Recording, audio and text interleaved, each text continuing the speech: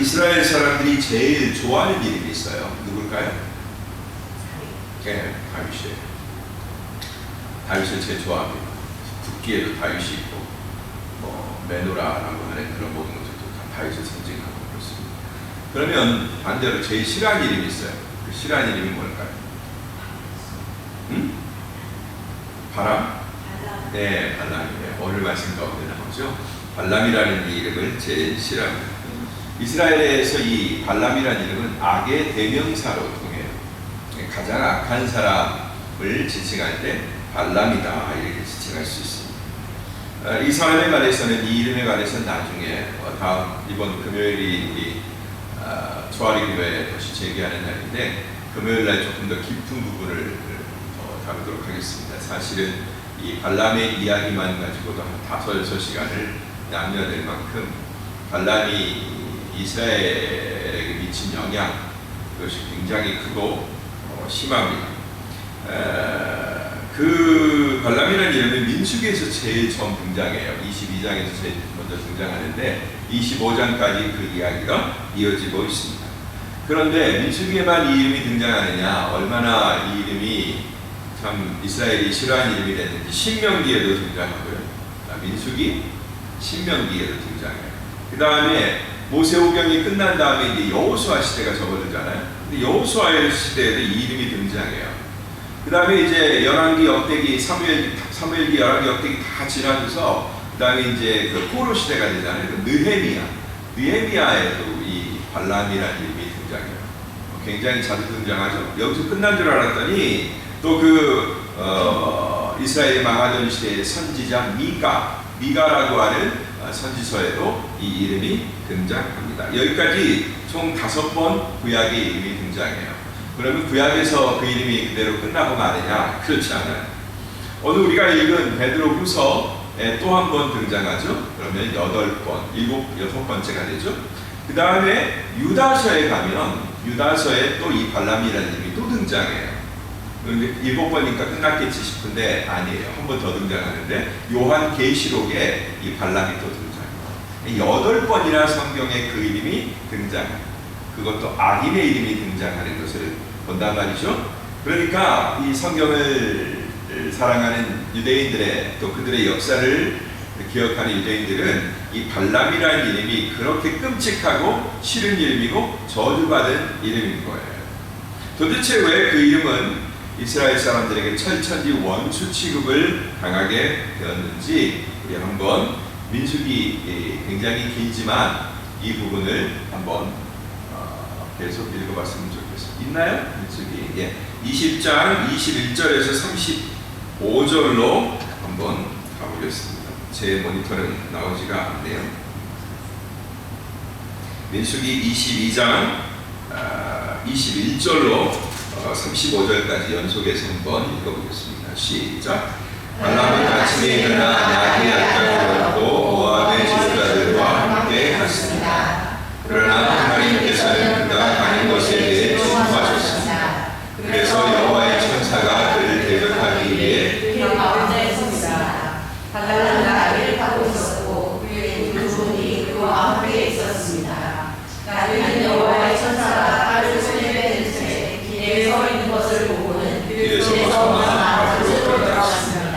발람이 길로 돌아가게 하려고 나귀를 때렸습니다. 그러자 여호와의 천사가 두 포도원 사이에 좁은 길에 섰습니다.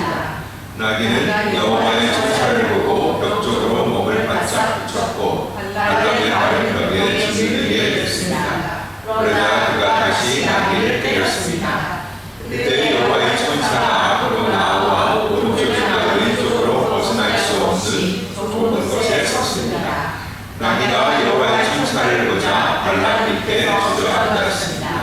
그러자 발람이 화가 나서 지팡이로 나귀를 때렸습니다. 그때 여호와께서 나귀의 입을 열어주시자 나귀가 발람에게 말했습니다. 내가 뭘 했다고 나를 이렇게 3번씩이나 때립니까? 발람이 나귀에게 말했습니다. 내가 나를 우롱하지 않았느냐? 내 손에 칼이 있었다면 지금 당장 너를 죽였을 것이다. 나귀가 발람에게 말했습니다. 나는 당신이 오늘까지 항상 타고 다니던 당신의 나귀가 아닙니까?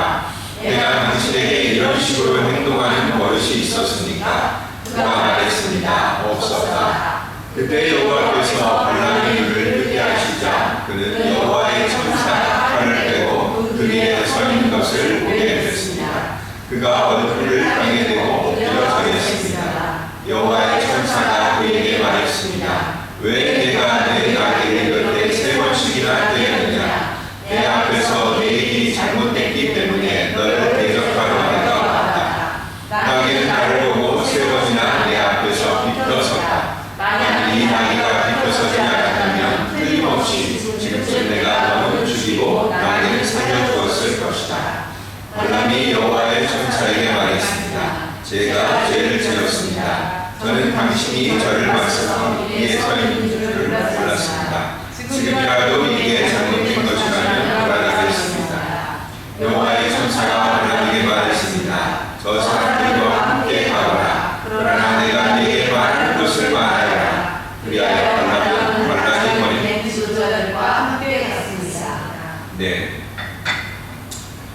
이 이스라엘이 이 이야기는 언제쯤이냐면 이스라엘이 이제 그 모압 평지에서 요단강을 건너서 가나안 땅으로 들어가려고 하던 그런 찰나예요.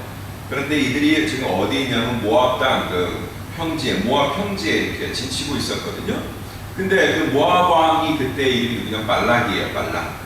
옛날 독일의 축구 선수 발락이 있었죠. 우리나라 힘들게 했던 그 발락이 있는데 그 발락이 이게 신이 못마땅한 거예요. 그런데 이 민족에 대한 소문은 들었어. 애굽에서 어떻게 나오는지 다 알았고, 그 다음에 그들이 일으킨 시온과 그 왕에게 한 그 모든 일들을 다 들었어요. 함부로 덤비지는 못해요. 내 힘 갖고는 어떻게 못하겠어. 그래서 사수를 쓰고 싶어 했습니다. 그래서 저 메소포타미아에 있는 어떤 선지자 발람, 이 사람이 왜 선지자이고 어디 출신이고 하는 것에 대해서 나중에 조금 더 다루고 그가 어떻게 여호와의 선지자 역할을 할 수 있었는지에 대해서도 나중에 다루도록 하겠습니다. 그런데 우리가 이 발람이라는 선지자를 청해요. 그러니까 그를 청해서 지금 자기 눈앞에 있는 이스라엘을 저주하고 싶은 거예요. 그러니까 정면으로 물리적인 힘으로는 안 되겠으니까 어떤 영적인 힘을 빌어서 그 이스라엘 백성들을 저주하고 싶은데 그 지경에 유명한 그런 예언자, 그런 점성술가로 누가 있었어요? 이 발람이라는 자가 있었단 말이에요. 발락이 자기 신하들을 보냅니다. 그런데 발락이 처음에는 이 일이 잘못된 일인 알고 거절해요. 난 못 갑니다. 근데 다시 또 와서 재차 요청해요. 또 막 부귀영화를 줄 거라고 막 꼬드깁니다. 그러니까 안 가야 될 줄 알면서도 발람이 솔깃해져가지고 처음에는 자기가 안 간다고 그랬어요. 다 갈 필요가 없는 일이고 가서는 안 되는 일인 거 아는 거죠. 그런데 거듭해서 부탁하고 찾아오고 내가 너를 영화롭게 해주겠다, 수많은 재물을 주겠다, 영광스럽게 해주겠다 하니까 그 말이 솔깃해가지고 발람이 이제 차비를 하고 떠나는 바로 그 즈음에 오늘 사건이 벌어진 거예요. 2명의 종들과 나귀를 타고, 요즘으로 얘기하면 자가용이죠. 타고서 운전사 대동하고 딱 가는데 어느 포도원 사이를 지나가게 됐단 말이죠. 그때 여호와의 천사가 칼을 딱 차고서 그 발람의 길을 막습니다. 제지하라 하신 거죠. 발람의 소리를 아신 거예요. 발람이 왜 그 일을 하려고 하는지. 그리고 발람은 막 여호와를 설득시켜요. 막. 그런데 그 길을 딱 막아서 그 여호와의 사자가 발람의 눈에는 안 보이고 나귀의 눈에는 보인다. 여러분, 누구의 눈에 보이고 누구의 눈에 안 보여야 되겠 정상이겠어요? 발람의 눈에는 보이고 나귀의 눈에는 안 보여야 그게 정상이죠. 안 그래요? 소위 선지자니까, 여호와의 이름으로 부름받는 그런 선지자니까 발람은 여호와의 사자를 알아봐야 되고 나귀는 동물이니까, 짐승이니까 전혀 못 알아봐야 되겠죠. 근데 짐승의 눈에는 여호와의 천사가 보이는데 정작 선지자의 눈에는 안 보인다. 왜 그럴까요? 벌써 영적 시야가 가려지기 시작한 거예요. 옛날 그 다음 시대죠. 엘리 제사장이 사무엘 시대 때 계시가 눈에 안 보이고 어린 사무엘에게 하나님의 계시가 들렸던 것처럼 이 발람 선지자가 이제 어떤 미혹을 받고 욕심에 노출되고 거기에 반응하는 그 순간에 그의 영적인 감각은 급격하게 시들어지게 되는 것입니다. 이제 내 목표가 보이는 거죠. 영화롭게 될 것, 그리고 내가 가서 어떻게 거기서 행세해야 될까, 이런 그림만 머릿속에 있었겠죠. 그러니까 여호와의 사자가 나타나니까 나귀가 훔칫하면서 뒤로 물러서고 도망갑니다. 점점 막다른 골목으로 가는 거예요. 이제 정말로 좁은 호동 벽과 벽이 있는데 너무 협소한 그곳까지 나귀가 밀리는 거예요. 그러니까 여호와의 사자가 또 그 앞에 탁 나타나니까 얘가 겁을 먹고 이제 막 주저앉아 버리고 그 좁은 벽에 어떻게 그 나귀를 탔으니까 다리가 양옆으로 벌어졌을 거 아니에요. 그러니까 나귀의 오른쪽 배 옆에 다리가 있으니까 어떻게 되겠습니까? 다리가 만약 울타리 같은데 그게 뭐 가시나무면 가시나무에, 아니면 찔레나무면 찔레나무에 막 찔렸을 거 아니에요? 그러니까 그 와중 가운데 3번이나 나귀를 때립니다. 3번. 그리고 3번째 때리니까 여호와께서 이제 나귀의 입을 열어주세요. 발람의 눈을 열어주시는 게 아니라 나귀의 입을 열어주신답니다. 여러분, 우리가 영적인 방향을 우리가 선택하지 않잖아요. 하나님이 원하시는 방향을 선택하지 않잖아요. 그러면 이렇게 철저하게 하나님의 음성이 안 들려오게 돼 있고 하나님의 행하시는 일이 나와 멀리 있게 돼요. 그래서 순전히 머릿속에서 뭐만 생각해요? 인간적인 계산만 하게 돼 있는 거예요. 그리고 객관적으로 눈에 보이는 데이터만 가지고 현 상황을 분석하게 돼 있는 겁니다. 화가 나니까 막 그냥 때리는 거죠. 이 녀석이 왜 이러지? 평소에 안 하던 녀석인데 하면서 막 때리는 거죠. 네? 영적인 감각이 완전히 상실되었다는 것을 우리 여기서 보여주게 됩니다. 그러니까 나귀가 아니 왜 나를 3번이나 때립니까? 라고 물어요. 내가 평소에 당신에게 이런 적이 있었습니까? 없었다 하면서 내가 그렇게 할 때는 그렇게 할 만한 이유가 있지 않겠습니까? 그래서 막 주인한테 따진단 말이에요. 여러분, 이 정도면 깨달아야 되지 않겠습니까? 말할 수 없는 나귀가 말하는 거예요. 그죠? 그 정도면 와, 뭐지 지금 크게 얽혔나 보다, 크게 잘못됐나 보다, 탁 깨닫고서 정신을 차려야죠. 근데 못 깨달아요. 그러니까 마지막에 여호와의 사자가 그의 눈을 딱 떠주니까 칼을 들고 있는 그 무서운 사자가 자기 눈앞에 나타나고, 나귀가 내 앞에서 피하지 않았다면 내가 너는 죽이고 나귀는 살렸을 것이다, 이런 무서운 말씀을 하시는 거예요. 내가 너를 제지하러 왔다, 제지하러 왔다, 이렇게 얘기하는 것입니다. 예, 첫 번째 이런 일이 일어난 것은 뭐예요? 가지 말아야 할 길을 알면서도 모압 지도자들을 따라간, 어떤 영화와 영광을 위하여 따라간 그런 발람의 모습을 우리는 여기서 보게 되는 것입니다. 그리고 그 과정 가운데서 하나님이 깨달을 수 있는 깨달을 수 있는 기회를 주셨지만, 그러나 여전히 영적으로는 어두워졌고 욕심에 가득 차 있기 때문에 사리분별을 못하는 그런 발람의 모습을 여기서 보게 되는 거예요. 네. 그리고 그때서야 이 길을 싫어하시면 제가 가지 않겠습니다. 그때야 또 얘기합니다. 처음부터 그랬어야 되는데, 처음부터 끝까지 그 길을 고집하며 지켰어야 되는데 그러지 못하고 욕심에 반응하면서 떠났고 이미 그의 이제 여행이 시작된 거예요. 바로 이것을 베드로 사도가 지금 우리들에게 지적하고 있다라는 것입니다. 이 발람에 대해서 여러분들과 좀 깊이 영적 전투, 영적 전쟁 이런 주제로 이 부분을 좀 깊이 심화 있게 나중에 다뤘으면 좋겠어요. 오늘 그래도 오신 분들은 이 주제를 좀 다룰 수 있게 돼서 그나마 조금 맛볼 수 있게 돼서 다행이라고 생각이 듭니다. 이렇게 발람이 어리석은 자였단 말이죠. 그런데 바로 베드로 사도는 이 사람들에 대해서 발람을 길을 따라가는 사람들이다라고 얘기합니다. 이 사람들이 누구예요? 음욕과 쾌락으로 주의 백성들을 유혹하고 미혹하는 모든 거짓 선지자와 거짓 예언자들, 거짓 교사들, 이런 무리들, 지금 베드로 후서 앞부분하고 2장 앞부분하고 좀 연결되는 거예요. 이 사람들이 누구의 길을 쫓는 사람이다? 바로 발람의 길을 쫓는 사람들이다, 이렇게 얘기하고 있다는 것입니다. 불의의 대가를 사랑하다가 라고 얘기하고 있어요. 그죠? 불의의 대가를 사랑하다가, 이 땅에서 주는 영광을 사랑하다가 선지자의 본분을 잃어버리고 가지 말아야 될 길로 가는 사람이다. 그거에 대해서 하나님께서 꾸지람하셨단 말이에요. 나귀를 통해서도 꾸지람하셨고 여호와의 사자를 통해서도 꾸지람하셨단 말이에요. 근데도 불구하고 그는 끝까지 포기하지 않습니다. 저라면 당장에 포기하고 가도 돼? 라고 말씀하셔도 아닙니다 주님, 절대 가지 않겠습니다 하면서 돌아가겠어요. 그런데 그는 이미 욕심에 완전히 노출되어 있기 때문에 그 길에서 브레이크를 걸지 못하고 있는 것을 보게 됩니다. 저지되지 않아요. 여호와의 천사가 저지하고 나귀를 통해서 저지해도 그 욕심은 한번 열렸기 때문에 멈춰지지 않는다라는 것입니다. 17절 말씀 한번 볼까요? 17절 다같이 17절 18절 말씀을 같이 보겠습니다. 다같이 시작. 그러나 이들은 물없는 셈으로 폭풍에 밀려가는 안개입니다. 그들에게는 실 같은 어둠만이 되었습니다. 이들은 헛된 자랑의 말을 해. 18절 이들은 헛된 자랑의 말을 해 미혹 가운데 행하는 사람들에게서 더욱 빠져나온 사람들을 육체의 정욕 곧 음란으로 유혹합니다. 예, 이들이 누구라고 얘기하고 있냐면 물이 없는 셈이다라고 얘기했어요. 물이 없는 셈.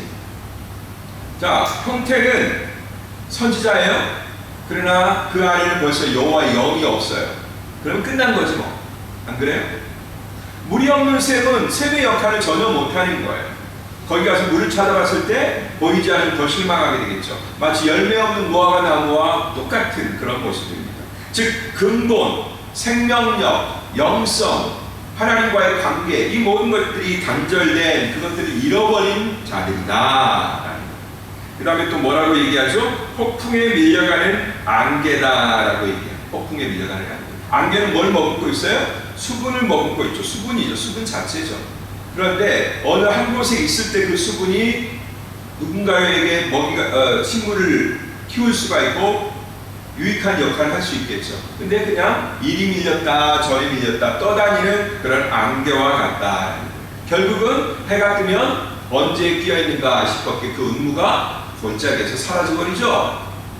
마치 그와 같이 결국은 멸망에 빠진다고 얘기하고 있습니다. 그들이 뭐 샘도 가지고 있고 딱 멀쩡한 샘인 것 같고 그 다음에 수분도 품고 있는 것 같은데 전혀 유익을 끼칠 수 없고 어떤 생명력을 끼칠 수 없는 그런 존재들이다라는 거예요. 굉장한 걸 가지고 막 얘기해요. 그러나 사실은 아무도 변화시킬 수 없고 그 어떤 사람에게도 생명을 수여할 수 없는 그런 자들이 바로 거짓 선지자들이고 거짓 교사들이다 라는 것을 말하고 있는 것입니다. 또 헛된 자랑의 말을 해 미혹 가운데 행하는 사람들에게서 라고 얘기하고 있습니다. 이들의 수법은 먼저는 뭐예요? 헛된 자랑질로 미혹한단 말이에요. 사기치는 사람들의 수법은 굉장히 아무것도 아닌 것을 어마어마하게 부풀리는 그런 경향이 있죠. 사업이 뭐 지금 당장 된 거 아무것도 없는데 그들의 말을 들어보면 뭐 당장에 뭐 몇 조 몇 천억을 막 그냥 벌 수 있을 것처럼 그렇게 얘기하는 사람들이 있어요. 또 그런 꿈만 막 쫓아가는 사람이 있어요. 아무런 실체도 없이 그런 것들로 막 자랑들로 미혹한단 말이에요. 나만 따라오면 이렇게 된다. 이 세계가 이렇게 멋진 세계다. 하나님 없이도 얼마든지 충분히 만들어줄 수 있는 그 놀라운 세계 가운데 내가 당신을 초청한다 하면서 막 우리를 미혹한단 말이에요. 이게 진짜 믿음의 길이다. 여기에 진짜 행복이 있다. 여기에 너의 진정한 자유가 있다. 이렇게 하면서 우리를 미혹한단 말이에요. 근데 그걸로 안 통하고 거기서 겨우 빠져나온 사람들이 있단 말이에요. 마치 이스라엘 사람들이 광야를 40년을 지내잖아요. 막 힘든 여정을 다 마쳤단 말이에요. 지금 모압 평지에 있을 때 그렇단 상황이란 이제 거의 막바지예요. 가나안 땅을 향해 들어가기만 하면 돼요. 그때 뭐 아말렉의 공격도 있었고 수많은 힘든 과정들이 있었죠. 그럼에도 불구하고 그 세월을 겨우 견뎠다는 말이에요. 그런데 그 사람들을 육체의 정욕 곧 음란으로 유혹했다고 얘기하고 있습니다. 자, 여러분, 이 이후로 발람의 이야기를 제가 조금 더 해드릴게요. 결국은 모압은 발락에게 가서 발락이 요구한 대로 합니다. 발락이 저 지금 본 적도 없는 저 무리들이 와가지고 이 땅을 지금 점령하려고 하는데 이들을 저주해야 되겠다. 내가 당신에게 은금과 보물을 풍성하게 줄 테니까 당신 유명한 선지자가 저를 저주해달라 이렇게 얘기합니다. 그러니까 말로는 그래요. 여호와께서 허락 안 하시는데 내가 한다고 할 수 있겠냐. 말로는 그래요. 그러니까 형태는 그럴싸하게 갖추고 있어요. 모양새가. 좋은 말을 해요. 그리고 나서 발락이 이제 사태난산 그런 것을 옛날부터 전통적 그 음기가 흐르는 아주 서늘한 기운이 흐르는 그런 곳. 사태가 난 산이라고 하면 막 이렇게 절벽이 만들어지고 무너진 그런 산 같은 그런 곳이죠. 거기 탁 올라가서 이스라엘 내다보면서 발락이 이스라엘 백성을 저주해달라고 발람에게 요청합니다. 그리고 딱 서서 바라보고 그의 마음 가운데는 누구를 지금 만족시키고 싶어요? 발락 왕을 만족시켜서 그가 주겠다고 약속한 모든 것들을 툭 하고 싶은 마음이 딱 있겠죠. 근데 웬걸 입에서는 저주가 나오는 게 아니라 막 오히려 이스라엘 백성을 향한 막 축복들이 막 쏟아지는 거예요. 어마어마한 축복들이 쏟아져요. 그러니까 발락이 막 들으면서 얼굴이 불그락불그락 막 해지겠죠. 노발대발 하겠죠. 박수 치면서 무슨 소리 지금 하고 있는 거냐 막 하면서 깽짜를 놓으면서 내가 당신을 영화롭게 해주려고 했더니 이거 쓸데없는 짓을 하고 있네 하면서 막 노발대발합니다. 그래서 야 이번에 장소가 혹시 안 좋은가 보다 그러면서 발락이 딴 곳으로 또 가자고 그랬지. 아니 한 번 하나님이 자기가 저주하려고 했었던 그 모든 걸 가로막고 입으로 축복의 말을 뱉게 했으면 거기서 깨달아야지. 또 딴 데로 가자고 그럽니다. 이번에 또 다른 또 더 영험한 그런 장소 더 큰 음기가 흐르는 그런 곳으로 데리고 갔겠죠. 거기서도 탁 바라보면서 저주를 하려니까 또 이번에도 저주가 아닌 더 큰 축복과의 약속들이 이스라엘 백성을 향해 쏟아지는 거예요. 세 번째도 그러한 일이 일어났습니다. 모압 발락은 놀라 자빠지는 거죠. 그리고 민수기에서는 그걸로 일단락 되는 걸로 나와요. 그 이후의 이야기가 나오지 않습니다. 구약의 그 얘기만 딱 들으면 하나님께서 결국은 아무리 인간이 사수를 쓰려고 하고 헛된 방법을 쓰려고 해도 하나님이 딱 막으시는구나. 그것을 우리는 깨닫게 됩니다. 즉 사단이 아무리 발광을 하고 별의별 짓을 다 해도 신랑이신 아버지의 하나님의 사랑은 끊을래야 끊을 수가 없구나. 이 사실을 우리가 여기서 깨닫게 된다는 말이에요. 네, 그걸로 인해서 민수기만 딱 보면 아멘 할렐루야 감사. 어떤 그런 사특한 세력들도 하나님의 백성들을 손대지 못한다는 사실을 우리가 깨닫고 감사하면서 감사하게 됩니다. 그런데 그 이후에 이상한 일이 벌어져요. 어떤 일이 벌어지냐면 이스라엘 가운데 연병이 생겨요. 전염병이 생깁니다. 그리고 하루아침에 2만 명이나 되는 사람들이 몰살해요. 고지가 바로 저기인데 강만 건너면 바로 가나안 땅인데 하나님께서 그 대기하고 있는 이스라엘 백성들에게 전염병을 보내서 순식간에 2만 명이나 되는 사람들이 몰살한다. 하나님은 이런 일들을 그냥 벌리시지 않죠? 자연스럽게 우연히 벌어진 일이 아니죠? 네. 어떤 일 때문에 그 일이 벌어졌냐면 바로 이스라엘 남자들이 저 미디안 여자들이 미디안 사람들이 벌이는 그 바알 축제에 참여해요. 미디안도 역시 사막 족속이죠. 끝까지 그들을 괴롭혔던 저 미디안 족속이에요. 그들이 쫓아와서 또 그 지경에 있었던 미디안 족속들이 연합해서 막 거기서 어마어마한 불쇼를 벌이며 파티를 벌이고 소위 요즘 얘기 카니발일 수도 있겠고 어마어마한 셀러브레이션, 어마어마한 축제를 막 벌이죠. 그러니까 밤에 여러분 불 켜놓고 막 음악 있고 술이 있고 음식 있고 막 띵까띵까 하면서 요란한 축제가 벌어진 거예요. 그리고 이 예쁘장한 아주 매혹적인 미디안 여자들을 동원해가지고 이스라엘 남자들을 꼬드기는 거예요. 그래서 여러분 이스라엘 남자들 한번 생각해 보세요. 40년 동안 사막길만 지나왔어요. 우리 여러분들 다 이집트 여행해 보셨어요? 이집트 시나이 광야 지나보시고 거기서 그 사막 쪽들 우리 윤지훈 쌤 보셨어요? 시나이 광야에서? 네. 그리고 딱 가면 그 우리가 저기 뭐 모세 우물도 지나고 엘림도 지나고 르비딤도 지나고 막 그러잖아요. 그러면은 사막에 그 뭐죠? 사람들이 와가지고 여인들이 아기들이 와가지고 원달라 하면서 이렇게 요구하잖아요. 근데 거기에 있는 그 사막에 있는 그 유목민들을 보면 어때요? 그냥 얼굴 새카맣고 아무리 뭐 자기들이 뭘로 이렇게 꾸미고 막 했어도 그냥 지저분하고 때국물이 줄줄 흐르는 것 같고 그렇죠. 옷을 봐도 그냥 너무 누추하고 그래요. 여러분 이스라엘 여자들이 딱 그 모양이었을 거예요.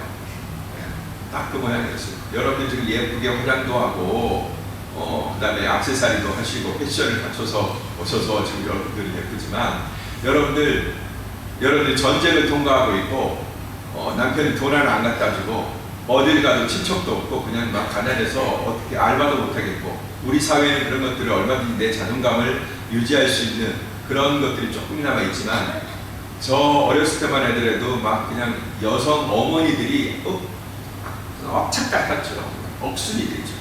그래서 뭐 얼굴에 화장 하나 안 받아.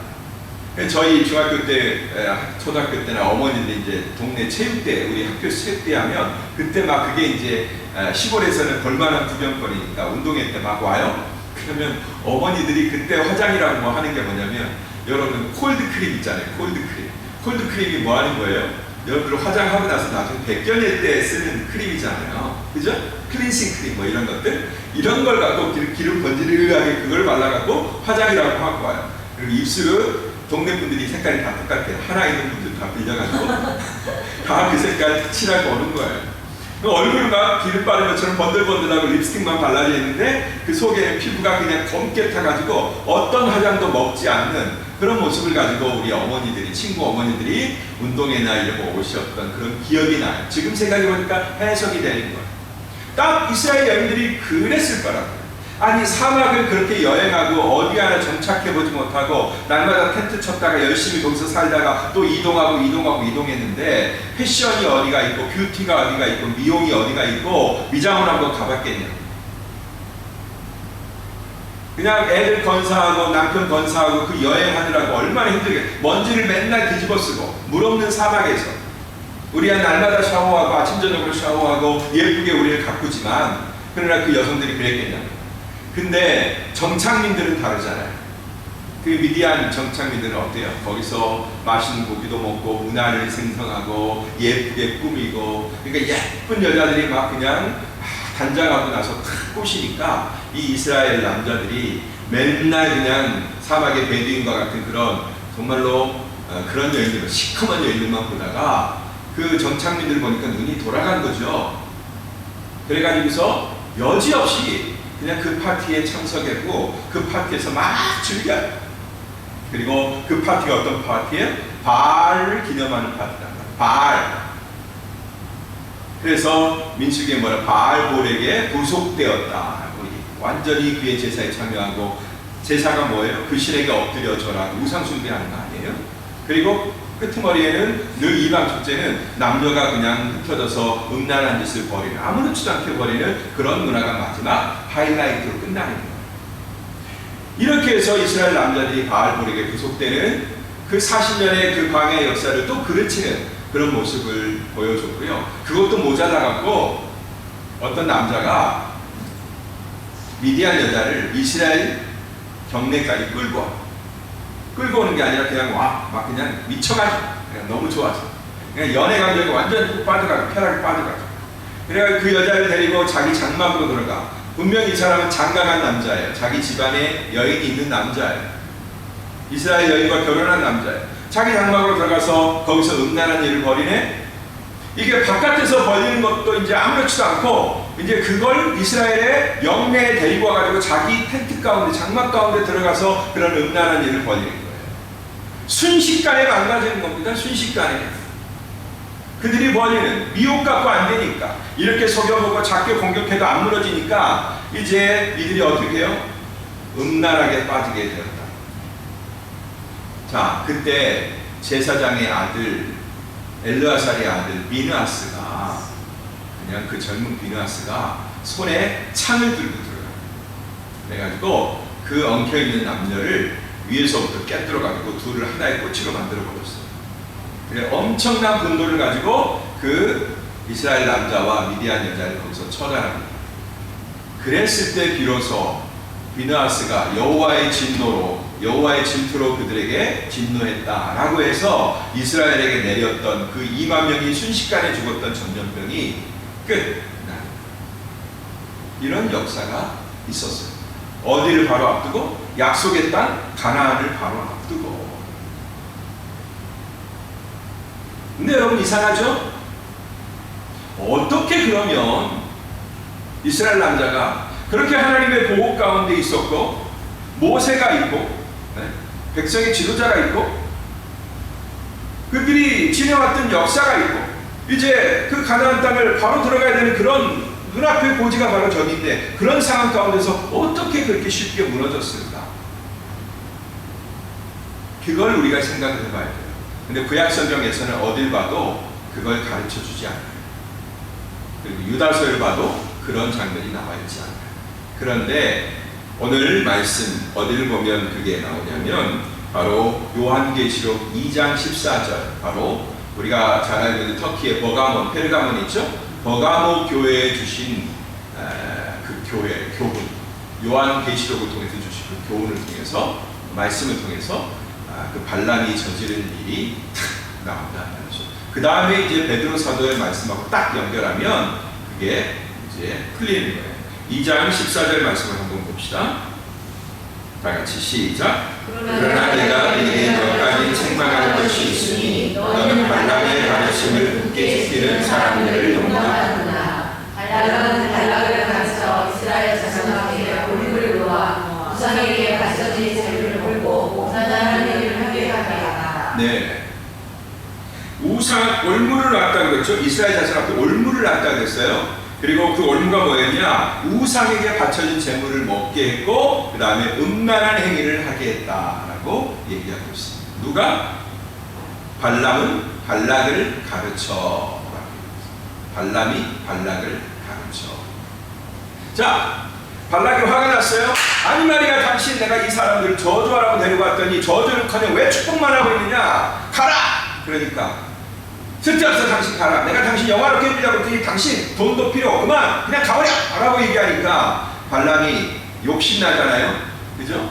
그 영화가 욕심나요. 그래서 발락에게 살짝 가가지고 임금님, 사실 우리가 하나님을 조종할 수는 없습니다.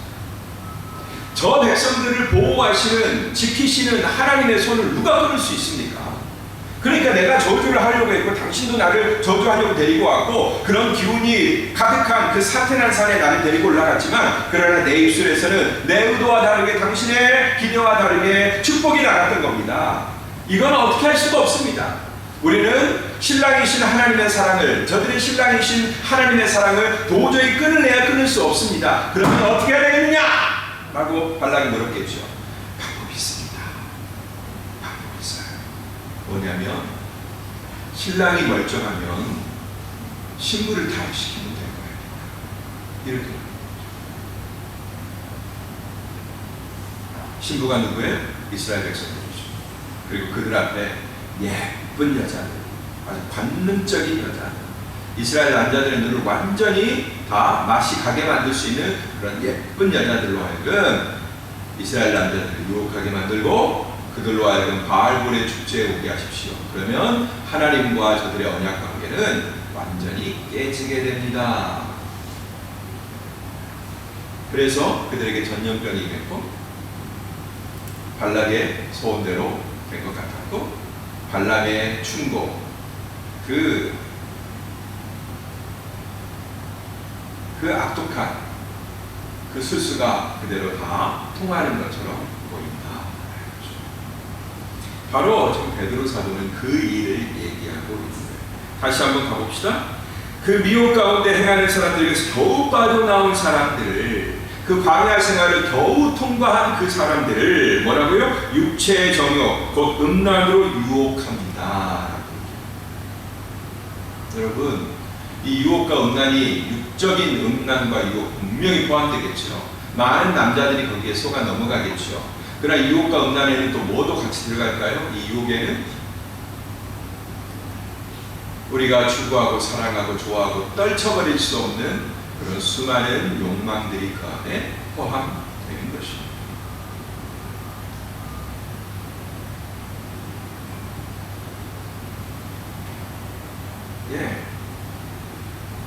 이것이 바로 거짓 선지자, 거짓 교사들의 행위와 그들의 영향력에 대해서 말하는 베드로 사도의 엄포예요. 그러니까 이들은 어떻게 한다? 결국은 지옥에 빠지게 된다. 여러분, 인간적으로 너무나 기발한 발상이죠. 사단이 그렇게 영리해요.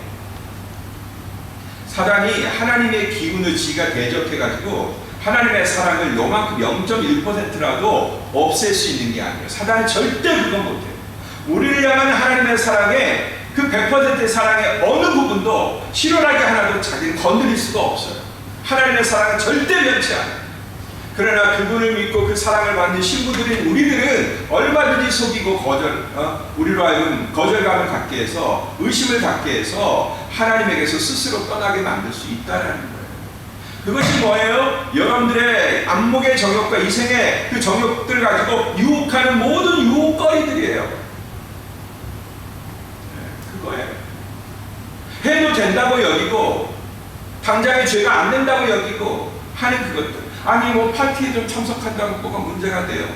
우리가 여태까지 굶주리고 재미 한 번 못 받고 엔터테인먼트다운 그것도 한 번도 어떤 쇼도 구경 못했고 40년 동안 맨날 망나라 먹고 살았고 먼지 풀풀 나는 그 광야를 지나왔는데 아니 이 정착민들이 우리를 그렇게 대접한다고 하는데 좀 참석한 게 뭐가 죄예요? 얼마든지 합리적이잖아요. 그죠? 그런데 순식간에 그 과정이 뭐예요? 파티에 참석했는데 의도야 그냥 그들의 파티 가운데 참석했는데 그런데 결국은 뭐 한 거예요? 우상의 재물 가운데 놓인 음식을 먹게 됐다라는 거죠. 술도 주고 고기 주고 막 음악 있고 뿅 가는 거죠. 지금도 사람들 가장 즐겁게 만드는 게 뭐예요? 술과 음악과 음식들이죠. 안 그래요? 그러다가 결국은 그 쾌락을 즐기다 더 즐기고 싶어갖고 완전히 마약에 빠진 것처럼 어떤 통제력도 영적 통제력도 다 상실되어 버린 채로 어떻게 해요? 미디안 여자를 이스라엘의 지경까지 이스라엘 신장국까지 끌어들여가지고 거기서 음탕한 짓을 벌이는 서슴지도 않게 뭐 두려움 없이 아무렇지도 않게 그 일을 행하는 이스라엘 남자의 모습을 보게 됩니다.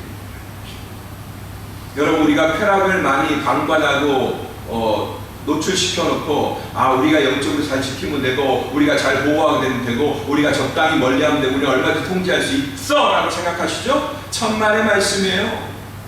못합니다.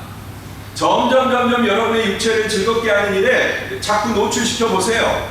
그러면 그게 나중에 당연한 거가 되고요. 그 다음에 더 큰 쾌락, 더 큰 즐거움 그것들을 확보하기 위해서 혈안이 되는 것입니다. 그러면 어떻게 돼요? 발람처럼 금방 거기에 눈이 멀어서 어떤 하늘의 소리도 안 들리는 겁니다. 눈에 와 있어도 안 보이는 겁니다. 하찮은 짐승이 보는 그 풍경을 못 보는 겁니다. 그리고 그 하찮은 짐승에게 오히려 충고를 듣는 것입니다. 영적으로 무너지면 이런 비참한 가운데 들어가게 돼요. 여러분 예수의 제자로 부름받은 우리들 중에도 누군가는 너무나 쉽게 믿음에 반하는 일을 저지르기도 합니다. 그런 것들을 보고 목도할 때마다 저는 가슴이 무너지는 것을 느낍니다. 그러면 여러분 누가 유혹을 받으며 유혹에 취약할까요? 바로 17절 말씀처럼 물 없는 샘 같은 존재다. 물이 없다라는 얘기는 뭡니까? 나는 생명의 물이다라고 얘기하셨잖아요. 주의 말씀이 그 안에 없는 것. 주의 말씀이 그 안에 없는 사람. 여러분 이 사람은요 말씀을 못 알아듣는 자를 얘기하는 게 아니에요. 물론 못 알아듣는 것도 있죠. 상당히 많아요. 그러나 알아들었는데도 불구하고 그 말씀을 마음에 새기지 않는 자를 가리킵니다. 여러분 발람이 하나님의 말씀을 몰라요? 알잖아요. 그래서 처음에는 좀 물리쳤어요. 근데 두 번째는 그냥 슬쩍 넘어가고 묻어 넘어가고 그냥 끝까지 가게 되고 나중에 이스라엘 백성들을 하나님과 언약에서 끊어버리는 그런 치명적인 실수까지 베푸는 자리에 간단 말이죠. 누가요? 말씀이 없는 자, 말씀을 마음에 새기지 않는 자, 말씀과 세상의 어떤 것 사이에서 줄다리기를 하고 있는 어떤 존재. 두 번째로 물이 없는 샘이라고 했죠. 그 다음에는 폭풍에 밀려가는 안개다. 폭풍에 밀려가는 안개. 그 안에 습기를 담고 있어요. 안개는 습기 자체. 그게 모아지면 굉장히 유익하겠죠. 저 안데스 산맥인가요? 거기는 태평양에서 이렇게 불어오는 그 습기를 산에서 이렇게 머금어갖고 그 안에서 다 쏟아져 버리고 이쪽 반대쪽은 완전히 건조한다고 그래요. 근데 그 안데스 산맥에서 그래도 사람들이 지혜를 발휘해갖고 산인데 어떻게 하냐, 그 산꼭대기에 안개가 막 지나가는 산에다가 우리 그 그물망 같은 거 있잖아요. 그걸 딱 쳐가지고 물이, 안개가 지나가니까 거기서 물이 만들어져갖고 쓸모있는 물로 바뀌는 것을 보았습니다. 거기서도 그렇게 해서 물을 활용하더라고요. 근데 그렇게 활용하는 건 말고 그냥 바람이 씻겨가 버리면, 늘 씻겨가 버리면 어느 누구도 쓸 수 없는 물이 되잖아요. 요동하는 존재들, 휩쓸리며 요동하는 존재들, 그런 물기를 가지고는 식물을 키울 수도 없고 얻을 수도 없다는 거죠. 이런 사람은 상황에 따라서, 환경에 따라서 얼마든지 신앙 고백을 바꿀 수 있는 존재들이라는 거죠.